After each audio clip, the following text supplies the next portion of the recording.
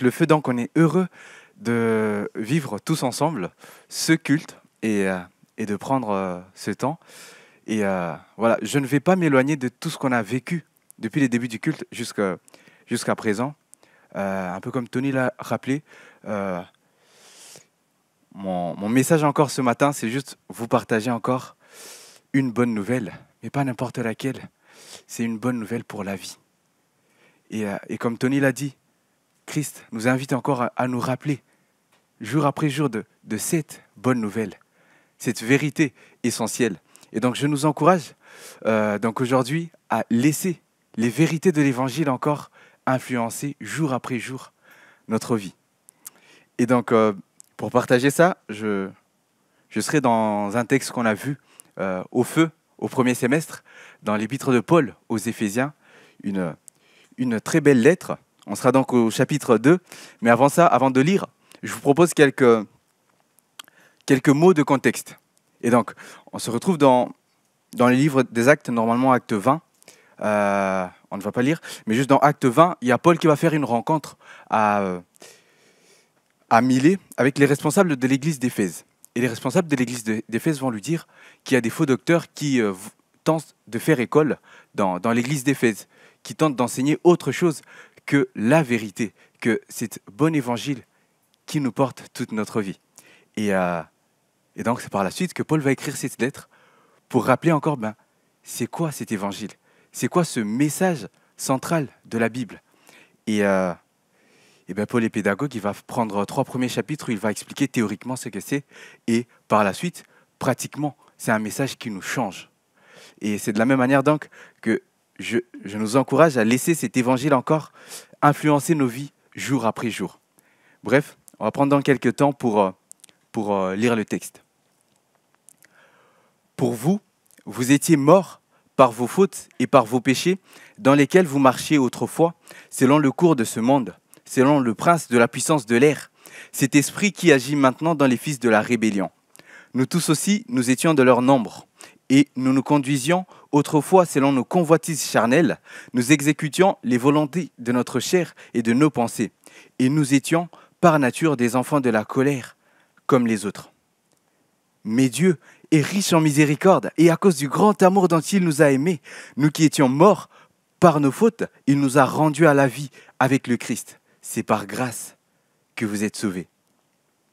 Il nous a ressuscités ensemble et fait asseoir ensemble dans les lieux célestes en Christ Jésus, afin de montrer dans les siècles à venir la richesse surabondante de sa grâce par sa bonté envers nous en Christ Jésus.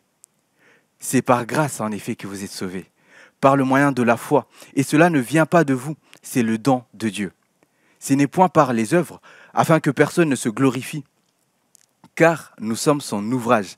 Nous avons été créés en Christ Jésus pour des œuvres bonnes que Dieu a préparées d'avance afin que nous les pratiquions. Et donc pour parcourir ensemble cette bonne nouvelle, je propose de voir ça en 3 points, en essayant juste de schématiser, nous rappeler que l'être humain, moi en premier, je suis séparé de Dieu, l'être humain, par nature, est séparé de Dieu, et nous sommes sauvés purement par grâce en Christ. Et donc, tout au long de ce temps, je propose de voir, premièrement, quelques vérités sur notre condition humaine. Par la suite, on verra quelques vérités sur Dieu, et pour finir par son œuvre. J'espère que c'est bon pour vous. Bref, on se lance. Et donc, pour commencer, une réflexion que j'aime bien, il y a du coup Don Carson qui rapporte dans un de ses livres. Au début, apparemment, on a demandé aux gens, selon vous, qu'est-ce qui ne tourne pas rond dans le monde? Parce qu'on est d'accord, il y a quelque chose qui ne va pas. Alors que, en fait, depuis un bon temps, on a reconnu que la Terre était ronde. Désolé pour la blague.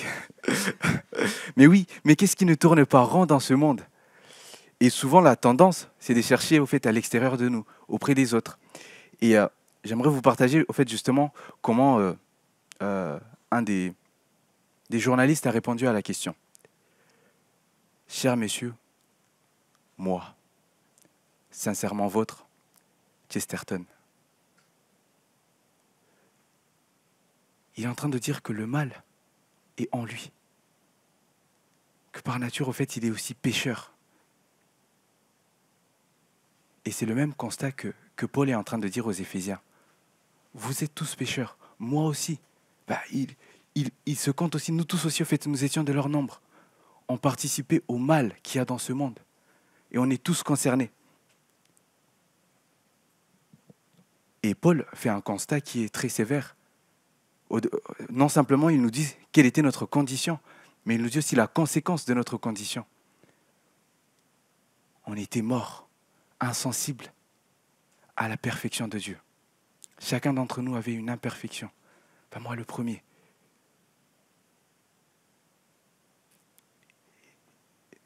Insensible à la vérité de Dieu. Et le constat est énorme. Il dit, au fait, c'est parce que on laissait le monde nous influencer par la vérité de Dieu. Mais ce système social qui est autour de nous, c'est ça qui exerçait une influence sur nous. Juste un petit exemple, moi, ça fait à peu près 3 ans depuis que je suis en France.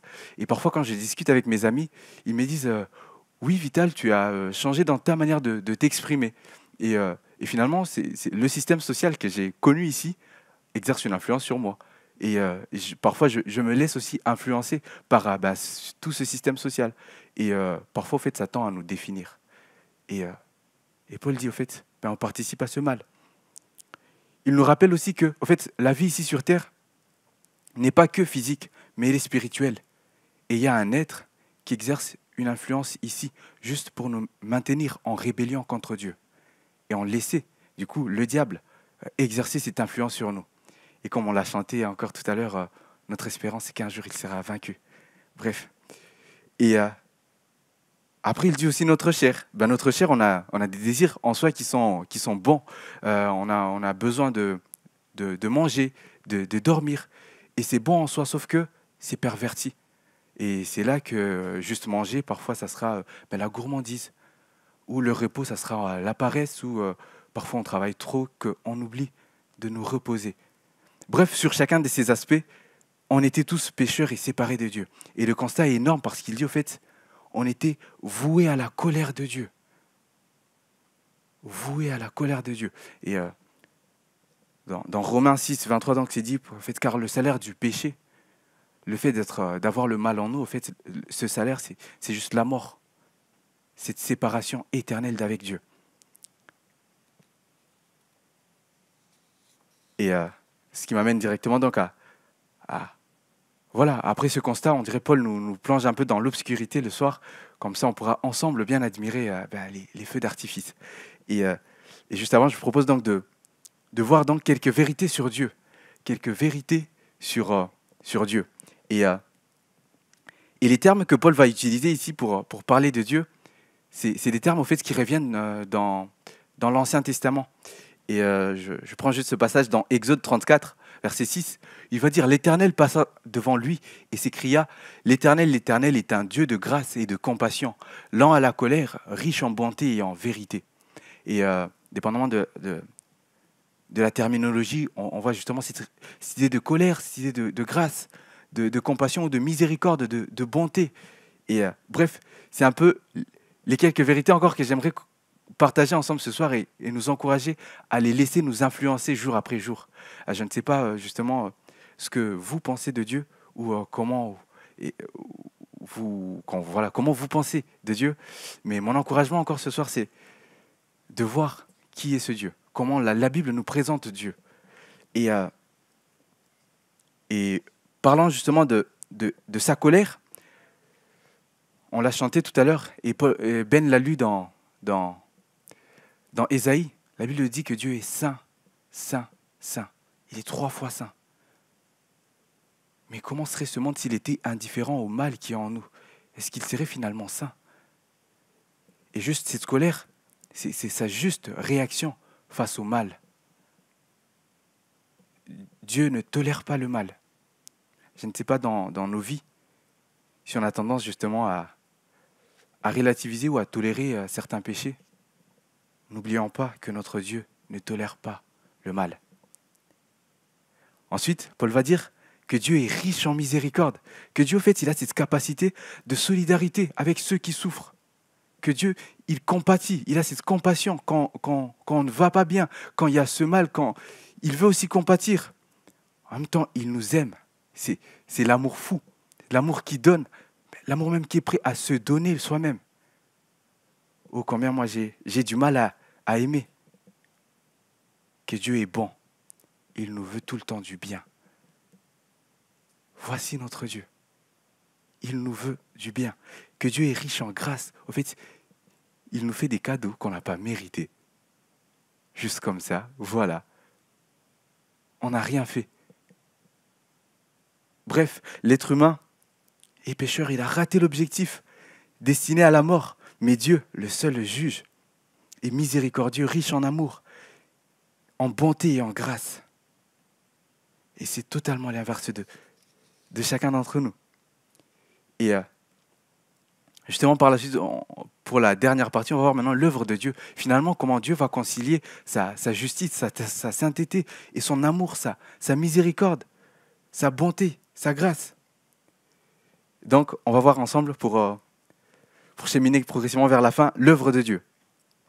Et on va voir dans quelques vérités sur cette œuvre. En fait, moi, je fais des études en droit et c'est bien beau de parler, de dire oui, moi j'ai droit à ça, j'ai droit à ça. Et parfois, au fait, le juge, il va demander la preuve. Qu'est-ce qui prouve, au fait? Tout à l'heure, j'ai dit que Dieu était saint. J'ai dit que Dieu était bon, miséricordieux, que Dieu était amour, qu'il faisait grâce. Mais c'est quoi la preuve? C'est quoi la preuve qui prouve, au fait, que Dieu l'est? Et comme on l'a lu encore tout à l'heure, je reprends encore ce beau texte dans Romains qui dit « Voici comment Dieu prouve son amour envers nous. Alors que nous étions encore pécheurs, Christ est mort pour nous. » Christ à la croix, c'est la preuve irréfutable de l'amour de Dieu, de sa grâce, de sa bonté, de sa miséricorde. Et justement, il n'y a pas longtemps, mon prof d'histoire nous disait qu'aujourd'hui, aucun historien sérieux ne peut remettre en cause la mort et la résurrection de Christ.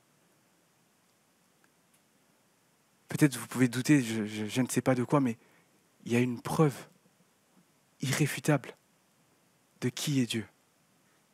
Peut-être c'est la première fois que vous entendez ce message, mais voilà ce que la Bible nous dit de Dieu. Donc pour revenir juste vite fait sur cette œuvre, Paul dit que c'est Dieu qui accomplit cette œuvre.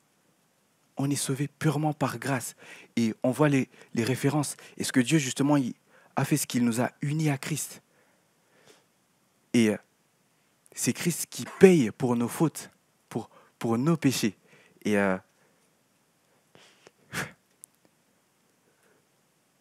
je ne pourrais pas bien le dire. Je me permets d'emprunter les mots à peut-être la Bible qui va mieux formuler ça que moi, qui va dire justement « Tous sont péchés et sont privés de la gloire de Dieu, et ils sont gratuitement justifiés, déclarés justes par sa grâce, par le moyen de la libération qui se trouve en Christ Jésus.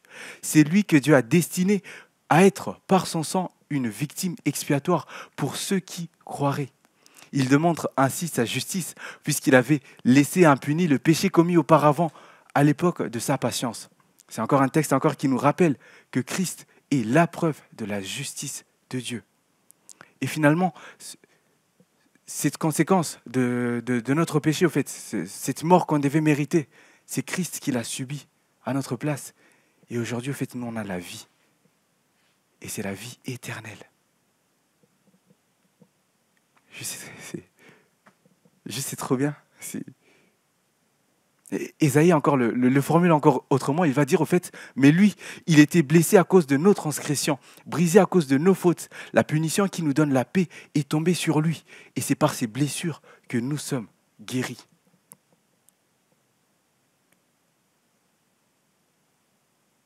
C'est Dieu qui nous sauve, seulement Dieu. Et justement, Paul le rappelle, il va insister plusieurs fois. En fait, j'ai mis du vers, je ne sais pas si c'est assez visible. Il rappelle que c'est par grâce. C'est par grâce. C'est un cadeau. C'est un cadeau de Dieu. Et on n'a rien fait pour mériter. À la fin, du coup, Paul dit aussi au fait que c'est pour des bonnes œuvres que Dieu a préparées d'avance afin que nous les pratiquions. Euh, il parle vraiment, c'est une régénération. On est changé totalement. Et au fait, ça se voit dans nos œuvres. Une autre manière encore de le formuler, il y a Jésus justement qui discutait avec ses disciples, qui leur disait au fait, vous les reconnaîtrez à leurs fruits. Cueille-t-on des raisins sur des ronces ou des figues sur des chardons? Petite traduction actuelle, il dit au fait, dans une conserve de tomates, on ne trouve pas du Nutella. Mais il insiste au fait, on les reconnaîtra à leurs fruits. Je me permets juste de donner encore une autre image encore. Imaginez, d'ailleurs même c'est vrai, je suis venu un peu en retard par rapport à l'heure où on devait commencer. Imaginez, je suis venu en retard et Ben, qui animait le culte, il me disait, mais Vital, tu étais où? Je lui ai dit, ouais, je venais à vélo et subitement, bam, un gros camion m'a renversé. Mais ça va, je suis là, ça va, en forme, rien. Je vous l'accorde, il y a des miracles et c'est possible.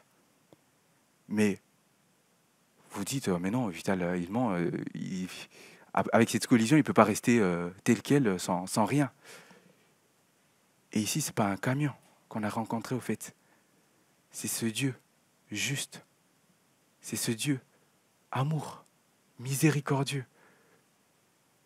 C'est Dieu bon. Et je ne pense pas qu'on peut rester indifférent. Bref, je termine. L'être humain, on est séparé de Dieu et on est sauvé en Christ, purement par grâce. On l'a vu dans quelques vérités sur la condition humaine, quelques vérités sur Dieu, quelques vérités sur l'œuvre de Dieu. Mais vous me direz avec raison, en fait, même en étant chrétien, on continue toujours à pécher. Ben, je vous l'accorde. Et je vous dirais déjà, premièrement, heureusement, on n'est pas sauvé par nos œuvres. Ben, sinon, au fait, au bout d'un moment, ouais. Mais pour un peu essayer de formuler ça, je prends cette phrase de John Newton qui va dire « Je ne suis pas ce que je veux être. Qu'est-ce que j'aimerais ne pas pécher? Mais parfois, je pêche toujours.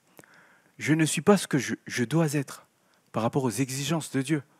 Je reconnais que moi, je ne suis pas à la mesure. Il dit, je ne suis pas encore ce que je serai. On a cette espérance qu'un jour, on sera parfait. Mais je ne suis pas ce que j'étais. Et là, il dit, je ne suis plus voué à la colère de Dieu. Et par la grâce de Dieu, je suis ce que je suis. C'est encore un encouragement.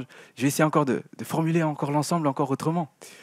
Au fait, en se rappelant du contexte, Paul est en train de dire aux Éphésiens, ne vous laissez pas corrompre par une autre vérité que celle que vous avez reçue. Revenez à l'Écriture, revenez à ce qui est au centre de la Bible. Ben, c'est ce message, cet évangile. Et qu'est-ce que cet évangile nous dit? Au fait, on fait le constat qu'on est tous pécheurs, qu'on a raté la cible. Mais ce n'est pas tout. Il y a un salut en Christ. En Christ, on voit les références, en Christ, avec le Christ. Il y a moyen d'être sauvé. Il leur dit, et ce salut, c'est seulement par la grâce. Vous n'avez rien fait, c'est seulement par la grâce de Dieu.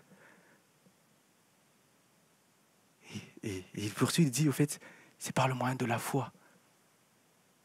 C'est seulement par le moyen de la foi. Et il dit, au fait, c'est pas pour notre gloire, pas pour la mienne, mais pour que Dieu seul soit glorifié.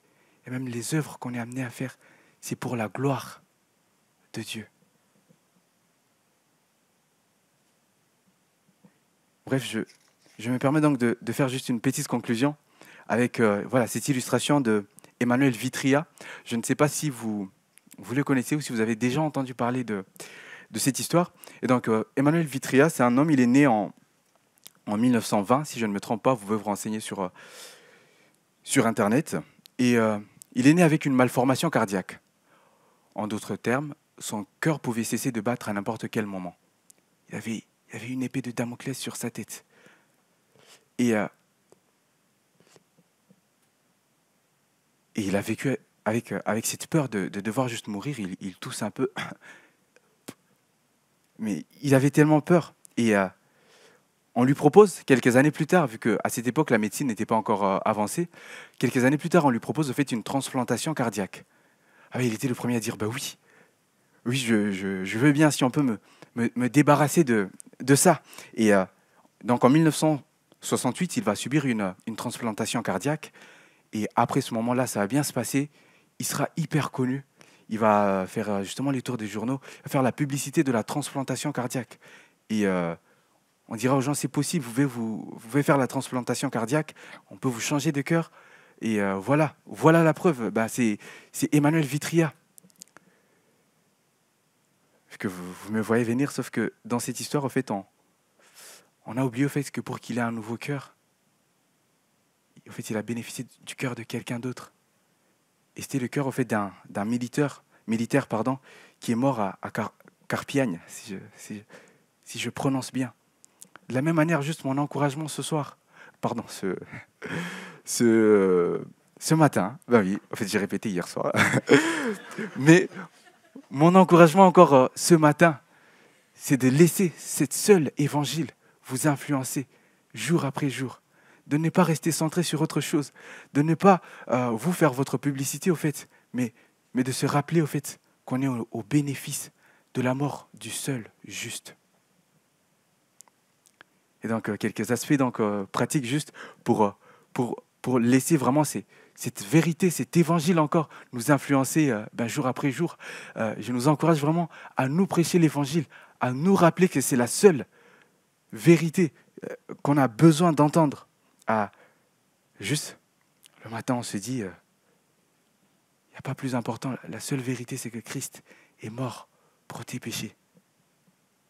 On peut mémoriser quelques passages qui parlent encore de cet évangile, de ce beau message. Justement, l'exemple, moi, ce texte sur lequel je partage, c'est un des textes que je chéris le plus, que je lis de plus en plus. On peut prier aussi l'évangile. Finalement, c'est grâce à cette vérité qu'on peut parler à Dieu. Chantons aussi l'évangile. Malheureusement, ces derniers temps, il y a plein de chants qui s'éloignent finalement de ce qu'il y a au centre de la Bible. Bref, c'est cet évangile qui sera centré sur autre chose. Mais je nous encourage encore, de la même manière que Paul, à laisser cet évangile encore au centre et nous influencer. Et n'hésitons pas aussi à étudier, au fait, à lire la Bible, au fait, du début à la fin, c'est ce message. Au-delà de ça aussi, il y a d'autres bouquins aussi, vous pouvez lire et creuser par vous-même. Mais vraiment, je nous encourage à laisser cette seule vérité influencer nos vies. Je termine juste par un temps de prière. Père éternel, merci encore pour ta grâce et pour ta bonté. Merci encore pour qui tu es. Merci, oui, éternel, parce que voilà, j'étais pécheur. Peut-être s'il y a des gens qui entendent encore ce message pour la première fois, se rappeler qu'il y a cette main tendue de Dieu, le « où es-tu » il y a Christ à la croix, oui, éternel, qui va résoudre ce problème de mal profond qu'il y a en nous. Et oui, éternel, je te prie vraiment pour que cette seule vérité puisse influencer nos vies, que cette seule vérité puisse encore nous impacter, nous encourager jour après jour. Oui, éternel, merci encore pour qui tu es, pour ce que tu ne cesses de faire.